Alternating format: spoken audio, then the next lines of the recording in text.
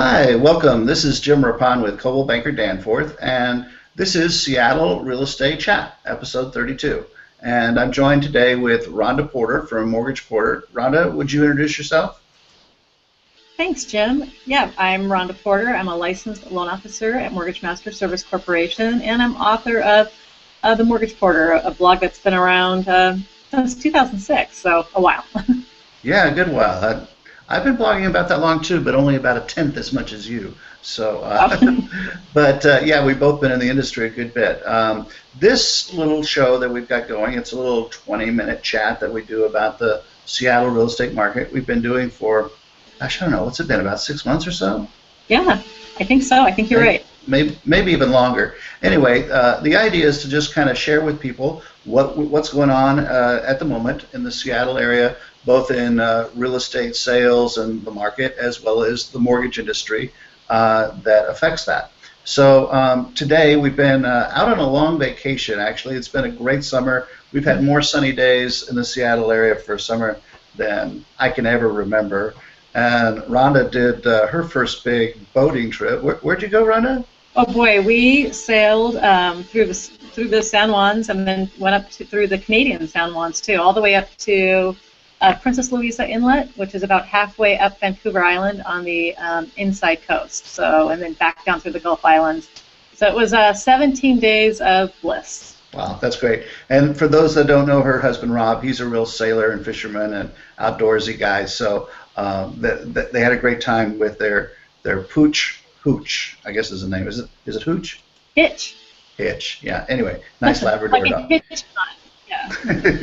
Anyway, so we're back. It's September and it's fall, and we thought we'd start off with a show that talks a little bit about where the market is right now and where we anticipate to go for the remainder of the year. And this is, again, just predictions. You know, it's worth what you're paying for it, nothing free. But we have a fairly good idea based on what's been going on, unless there's some sharp right or left turn in the market, kind of where it's generally headed here. So maybe I'll start out with where things are right now in sales. We had a little bit of a dip just this last month, but that's just month over month. Year over year, we've still had an expansion of the market, and it's different. And I like to use this analogy of concentric circles for the center of Seattle versus the outlying areas. And that is a very typical, normal Seattle market. Things get affected and are more intense in the local, very close downtown neighborhoods, and values are typically higher there, depending on the neighborhood, but from downtown as you go out. So that's true if you're going north, south, or east, even west to the islands. That is generally true. So let me just, I'm going to bring in some statistics here. This was actually, I'm going to screen share. This is from Seattle Times just a few days ago, I think September 4th, and we're airing this on September 16th, so that's just a couple weeks old. But as you can see, we've had in the Seattle market, if you're looking at the closed sales and median prices, it actually went down just a little bit from last month in August from where it was a year ago, but the percentage of change of price has actually continued to go up. And that's indicative of a market that's leveling off and stabilizing.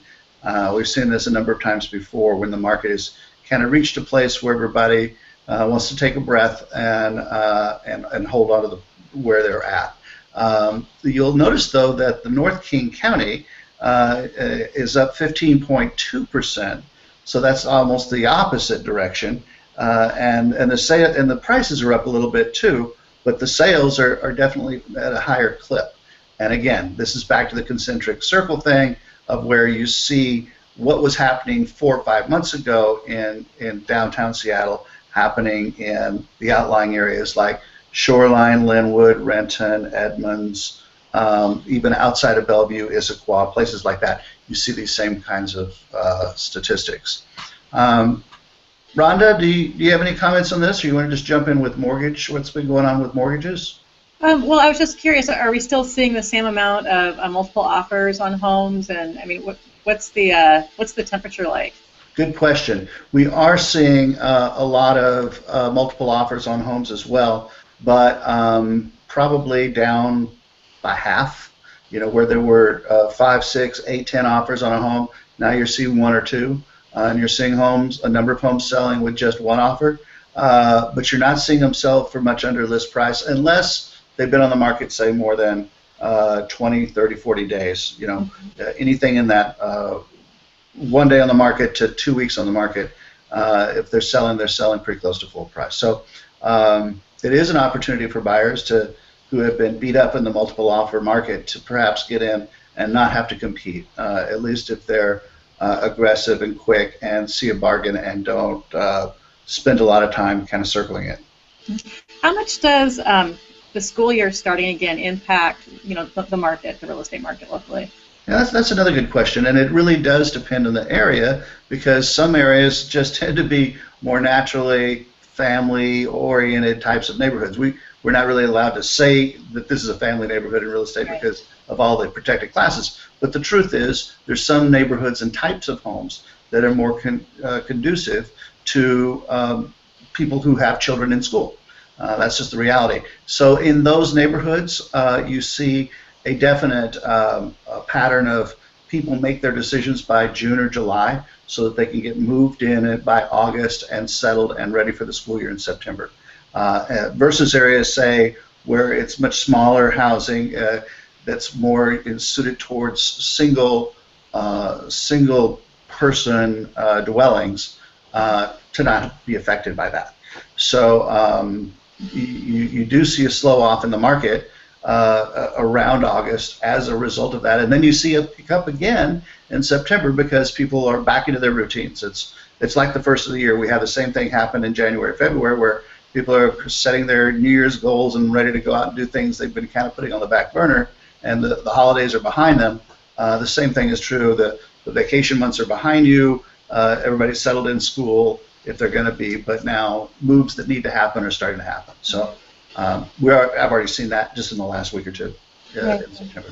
Interesting. Well, and I should like just sneak you with this question, but I know you're going to be able to answer it. What are we seeing with Seattle rents too? How's that impacting the market? In fact, it has been impacting things very strongly. Seattle rents have gone up at a faster clip in the last 2 years than any time I can ever remember.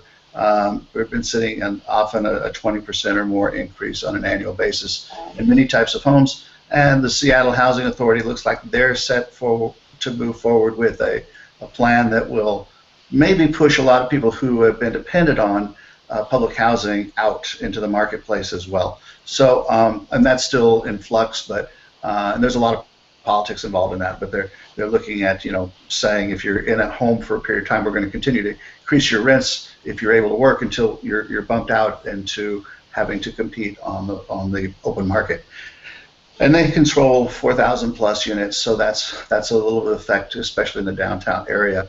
And they're even talking about not doing that much more public housing in the future. So I've been seeing at the lower end of the market a lot of displacement and a lot of people kind of shifting around, trying to find a home they can afford in the rents, but there's not much out there, and they're having to face the fact that they're having to double up. Families are doubling up when they need to in order to afford the rent. So what happens when you have a very tight rental market like there is here is that it pushes up the sales of homes regardless of other factors. So we already have a strong job market. We already have a robust desire among pent-up demand. You add on top of that rents skyrocketing, and you've got even more demand in the marketplace. So while we are seeing a lull, and I expect probably for the remainder of the year, prices will kind of flatten out. We're still got a lot of buyers out there, and I imagine by the beginning part of next year, with the rents going the way they are, you're going to need to see another surge in home prices as people start snapping things up again at an even faster clip. Yeah. Interesting. Yeah. So I like seeing a good market, but I don't like it being forced by the rents, and that's just me, because I know that also displaces people who have the most need and the least ability. But We are seeing a lot of micro housing going in, and there's a lot of pushback about that. As urban density is something that nobody likes in their backyard. Everybody's a NIMBY when it comes to micro housing, just because the whole thought of having 40 units next door to a house that are 150 square feet each, and they share a kitchen among 7 units on a floor with no parking, makes people's hearts stop. But the reality is when you start getting in dense cities, that's the type of housing that works because you have so much demand. I've lived in Japan, as a lot of people know, for a number of years, and in the big cities, nobody blinks at that. And in New York and places like that, New York City, places like that, that type of housing is pretty common. So I'm not saying Seattle is New York or Tokyo, but we're getting to be one of the highest priced cities in the United States, and becoming, with our lack of inventory, to become where housing is much more dear than it was just 10, 15 years ago. Right. Yeah, interesting. Yeah. So we kind of have to get used to it. I mean, unless the whole world takes a different turn in terms of population growth, the reality is we're going to continue to grow. And my gosh, Seattle is such a great environment. We have such a wonderful amenities with hiking and fishing and boating and skiing and all these beautiful abundant things around us, on top of our great job market and stuff. I get calls. I had 2 calls yesterday from people who said, I'm just thinking, if I'm thinking of moving, and Seattle seems like a nice place to move to. Can you tell me what the market's like? I think I might want to come talk to you about buying a home. And they were one was from Dallas and one was from Atlanta. And so we've always seen a lot of that. I think that's going to continue to be the case, especially if natural disasters continue to be more prevalent in other areas than they are here. Again, we're blessed without having many of those. So, right, knock on wood. Yeah, really. Anyway, so yeah, you want to talk a little bit about the mortgage industry, because I know the interest rates have been pretty flat, kind of a non-eventful yawn, but it's really important, so we all need to kind of keep aware of where they're going. What are your thoughts on that? Well, it's mortgage rates are still very low, and they're actually a little bit lower than what they have been in the past weeks, but they've been in a very tight range. And it's, they've been low for so long that I think it makes a lot of us kind of complacent. But they're still low. I can't quote actual rates right now without taking 10 minutes to go over all the disclosures. I would have to do it, but do check out my blog. I'll have a rate posted there today on a market update. For mortgages, the underwriting guidelines are starting to loosen up a little bit too. So it's really nice to see things, not all to the point to where they were before back in the subprime era, but it's nice to see things, getting a little bit more relaxed and common sense, because things were really tight there for a while. And I think I sent you a graph, Jim, of what Freddie Mac is predicting. Yeah, you want me to share that here? Yeah, great, thank you. So you can see this is a history back to 2012, and we're no longer in the 3s like we used to be for a 30-year fix, but you can see that our rates are, have been in a fairly tight range this year. Not a lot of change there in 2014. And these are rates that Freddie Mac reports based off a survey that they take from lenders across the country.